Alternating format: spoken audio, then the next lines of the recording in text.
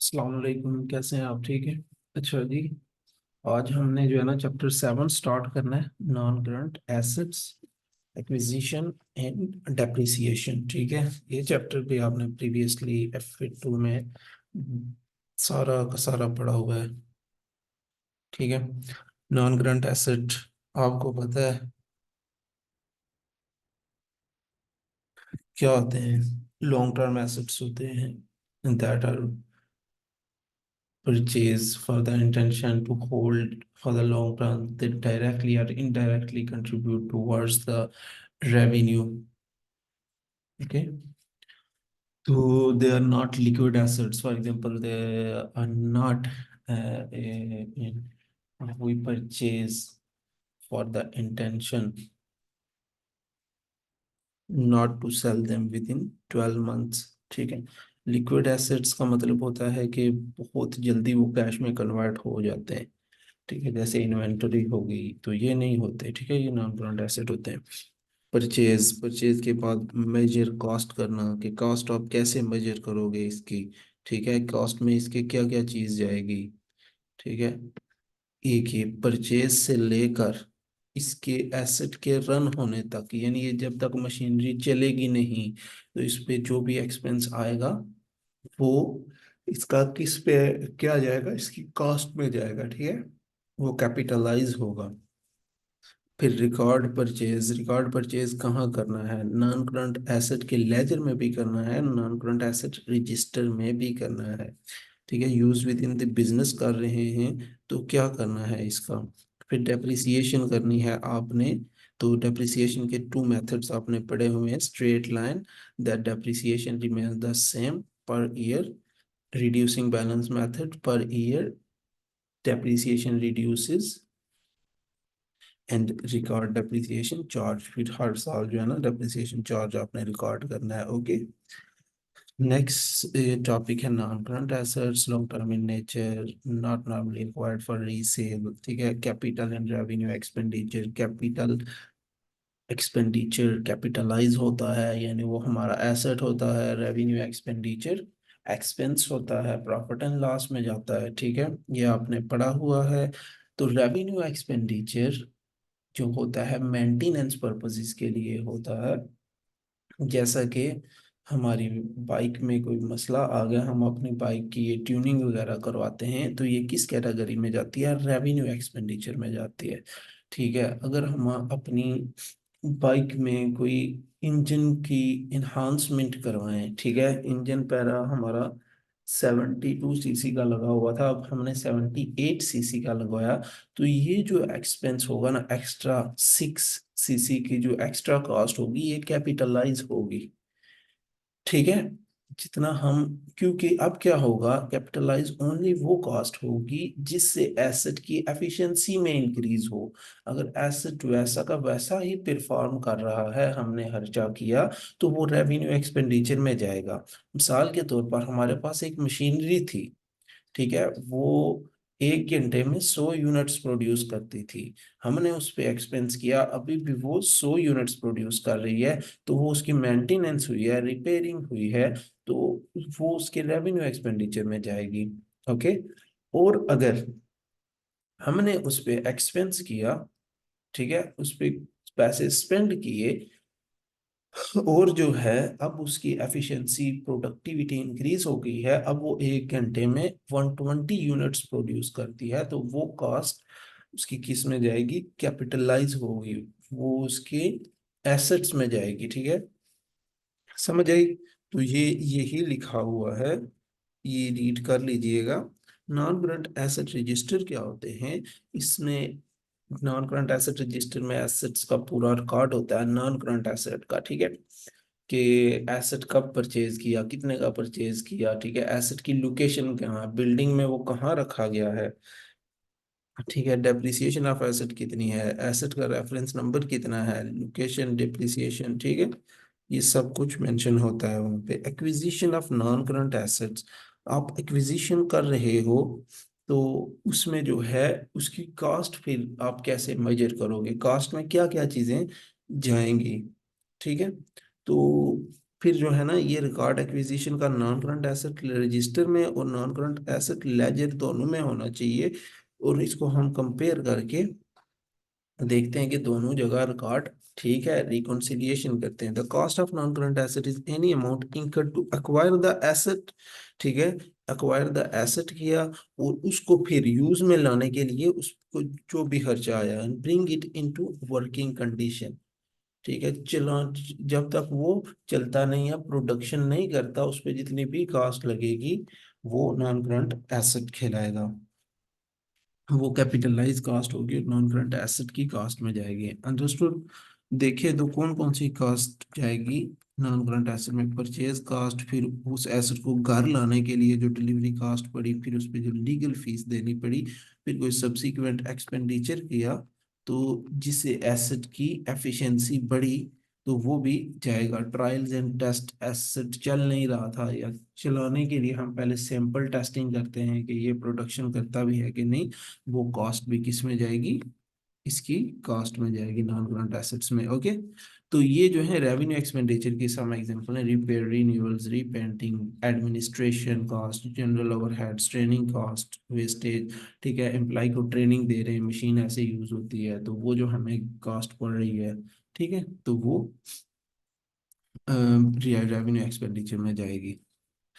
Double entry आपको पता है, एसेट परचेज करें डेबिट नॉन करंट एसेट तो कैश या अकाउंट पेएबल क्रेडिट होगा।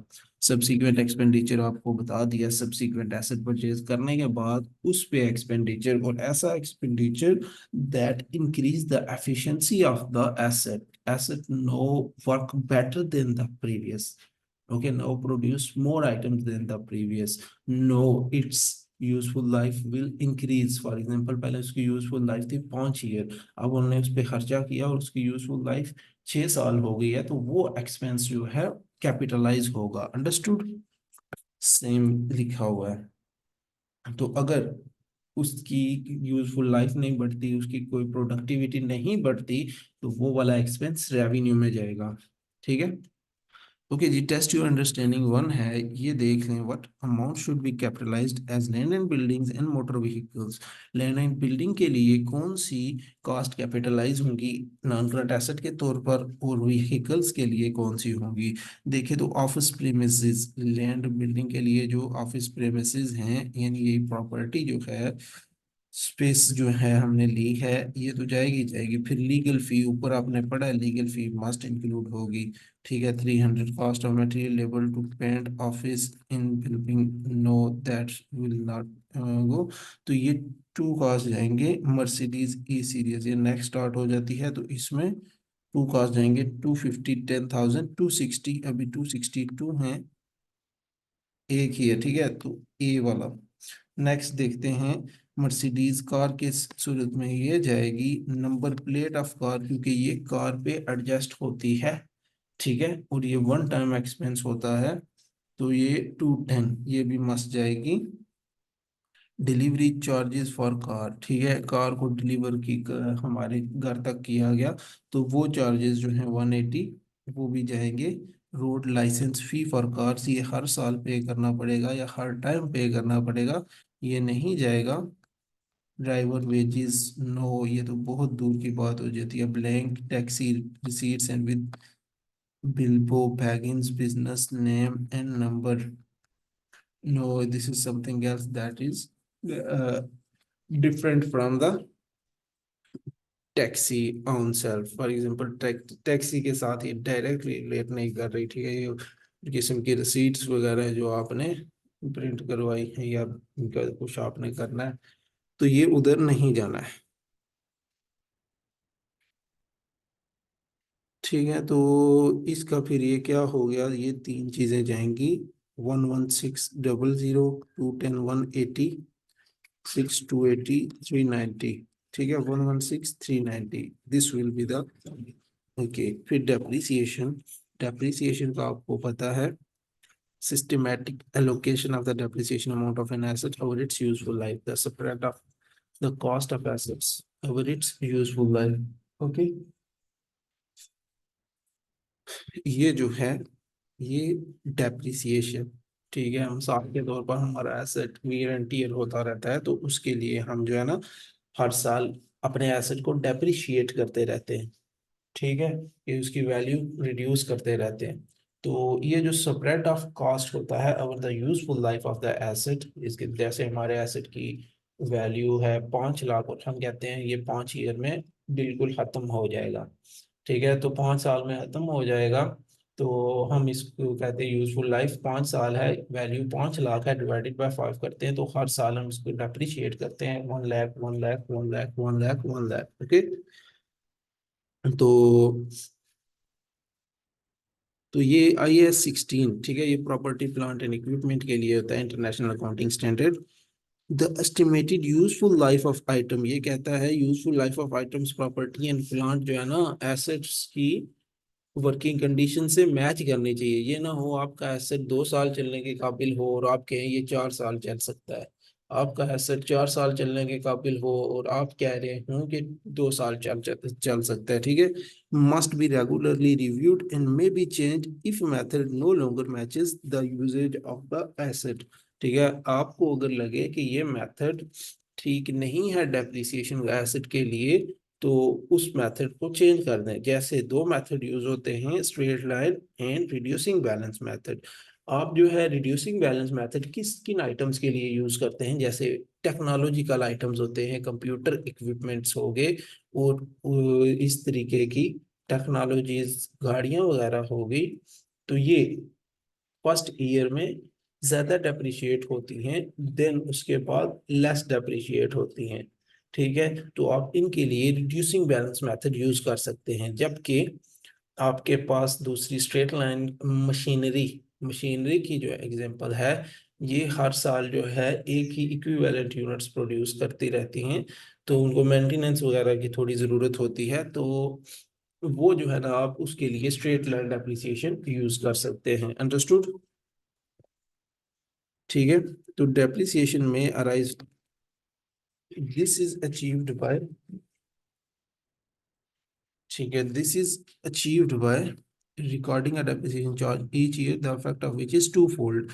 Reduce the statement of depreciation से क्या होता है, नॉन करंट एसेट की वैल्यू रिड्यूस होती है accumulated depreciation से, और दूसरा डेप्रिसिएशन चार्ज को हम एज एन एक्सपेंस के तौर पर रिकॉर्ड करते हैं।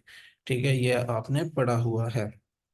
Depreciation may arise from use, physical wear and tear, passing of time, obsolescence through technology। Technology की वजह से कोई चीज़ें पुरानी हो जाती है, हमें नई टेक्नोलॉजी फिर अडॉप्ट करनी पड़ती है। Depletion, the extraction of mineral from A query. ठीक है, यानी बेलचे वगैरह से आप जो है खुदाई कर रहे हैं, तो बेलचे की घिसाई होती रहती है। ठीक है, वो घिसता रहता है, तो फिर हमें उसकी नई चीज की नई जरूरत होती है। ठीक है, 16, land normally had an unlimited life and does not require depreciation but building should be depreciated। ठीक है, ये बात हमेशा याद रखनी है, लैंड की डेप्रिसिएशन नहीं होती, क्योंकि लैंड सेम की सेम रहती है, 40 साल बाद भी सेम रहेगी, 50 साल बाद भी वहीं की वहीं रहेगी।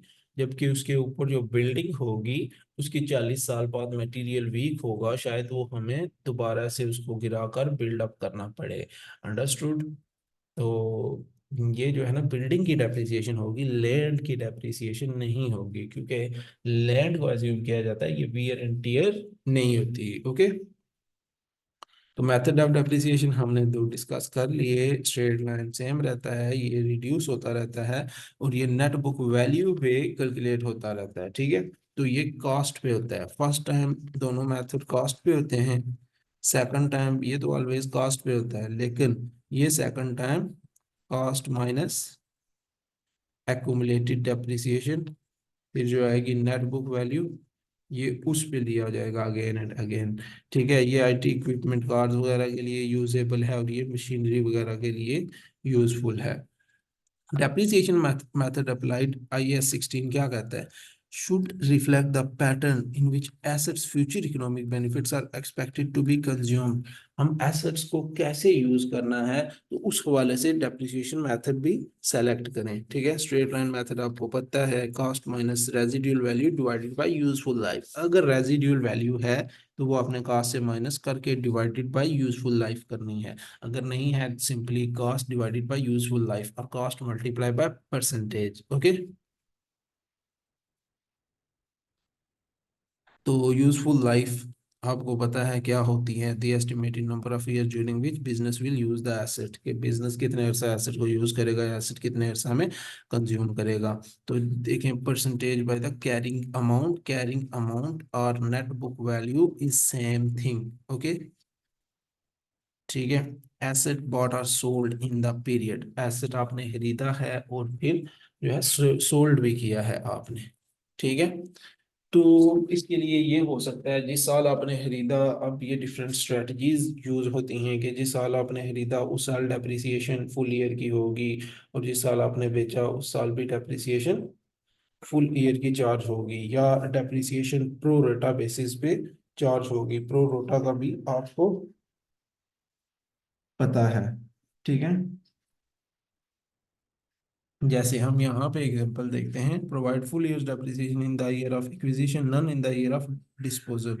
ठीक है, कि जिस साल खरीदा उस साल की पूरी डेप्रिसिएशन चार्ज करने करने कर सकते हैं आप, या फिर ये इंस्ट्रक्शन आपको क्वेश्चन में दी हुई होगी, मंथली प्रो रोटा डेप्रिसिएशन होगी। ठीक है, तो देखिए, तो Dev a trader purchased an item of, चलिए इलस्ट्रेशन ये आप करेंगे, मैं अंडरस्टैंडिंग ये करवा देता हूँ। Karen has been running a successful nursery school. ठीक है, तो she bought the following assets as the nursery grew. ठीक है, उसने फॉलोइंग एसेट्स परचेज किए। A new oven for nursery kitchen at a cost of $2000।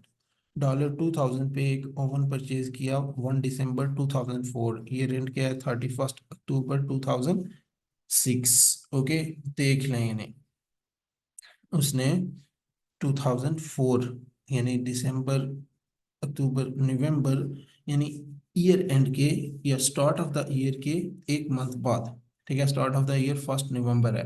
ठीक है, आपने पहले अपना ये चीज मेंटेन करनी है, 1 नवंबर टू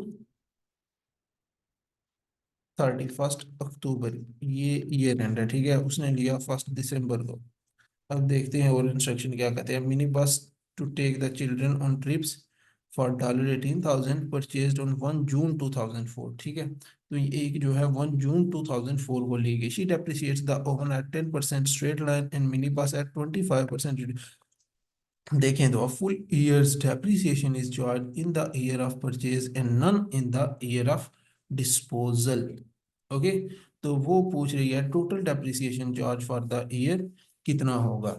ठीक है, 31 December 2006 total depreciation charge for the year ended 31 October 2006। ठीक है, वो 2006 का सिर्फ चार्ज आपसे पूछ रही है कि टोटल डेप्रिसिएशन चार्ज कितना होगा। ठीक है, पहली का तो सिंपल है, ओवन 10% स्ट्रेट लाइन है। स्ट्रेट लाइन है, डायरेक्ट कास्ट पे ले लो जी। कास्ट कितनी है, 2000 multiply by 10% is equal to, क्योंकि हमें पूरे ईयर का चाहिए ना, तो 2000 मल्टीप्लाई बाय 2%, ये 200 आ गया जी। यहाँ तक बात क्लियर है। अब जो है मिनी बस के बारे में हमें कैलकुलेट करनी है डेप्रिसिएशन, मिनी बस, क्योंकि वो रिड्यूसिंग बैलेंस पे है। मिनी बस की पहले तो जाएगी किस बेस पे, और वो देखो क्या करती है, full year depreciation is charge in the year of purchase. Full year depreciation is charge 25% है। कॉस्ट कितनी है, 18,000। ठीक है, तो ये कितनी बनती है, फुल ईयर 18 मल्टीप्लाई बाय 25,000, 36 और 18 5 90, 90 और 36 45। ठीक है, ये 4500 डेप्रिसिएशन बनती है ईयर ऑफ परचेज, यानी कब तक, 31 अक्टूबर 2004 तक, 31 अक्टूबर 2004 2004 तक की डेप्रिसिएशन, 1 जून 2004 को उसने परचेज किया ना, और फुल ईयर की डेप्रिसिएशन उसने चार्ज करनी है। तो 4500 आप माइनस करोगे तो आपके पास बकाया कितना बच जाएगा,